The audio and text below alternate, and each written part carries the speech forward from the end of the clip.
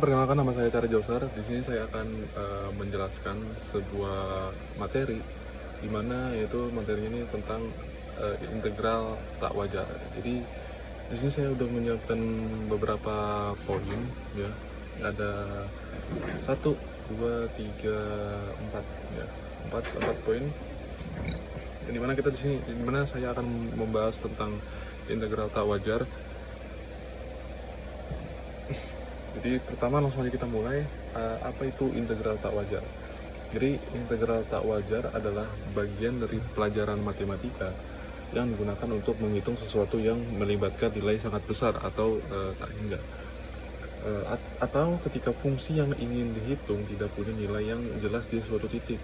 Jadi ini adalah bentuk khusus dari perhitungan luas atau total nilai, tapi dalam kondisi yang tidak normal. Jadi kenapa disebut tak wajar? Jadi ada dua poin di sini. Ada yang pertama adalah batasnya tidak terbatas. Misalnya kamu ingin menghitung sesuatu dari angka 1 sampai tak hingga, ini jelas tidak biasa. Karena tidak mungkin menghitung sampai ujung yang tidak ada habisnya.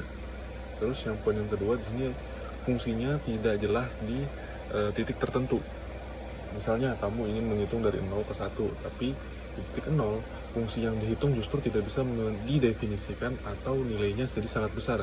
Jadi walaupun batasnya terbatas, fungsi di dalamnya bermasalah. Jadi bagaimana sih cara menyelesaikannya? Nah, karena tidak bisa dihitung secara langsung atau seperti soal biasa, maka integral tak wajar diselesaikan dengan pendekatan. Caranya adalah dengan melihat apa yang terjadi ketika kita mendekati titik masalah itu secara perlahan-lahan. Kita tidak menghitung langsung, tapi kita coba lihat polanya. Apakah nilainya makin mendekati angka tertentu, konvergen, atau malah tidak bisa ditentukan dan hasilnya jadi tak hingga atau divergen, ya, disebutnya. Jadi apa sih gunanya integral tak wajar ya di dalam dunia nyata? Ya walaupun terlihat rumit, konsep ini tuh sangat berguna banget di dalam dunia nyata gitu. Jadi misalnya pertama ada di fisika. Di fisika itu digunakan untuk menghitung gaya yang terus berkurang seiring jarak, tapi tidak pernah benar-benar nol. Terus selanjutnya ada di statistika.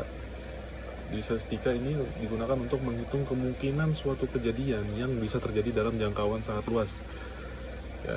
Dan yang terakhir yaitu di teknik dan ekonomi, untuk memperkirakan jumlah total sesuatu dalam rentang yang sangat panjang. Jadi kesimpulannya apa sih?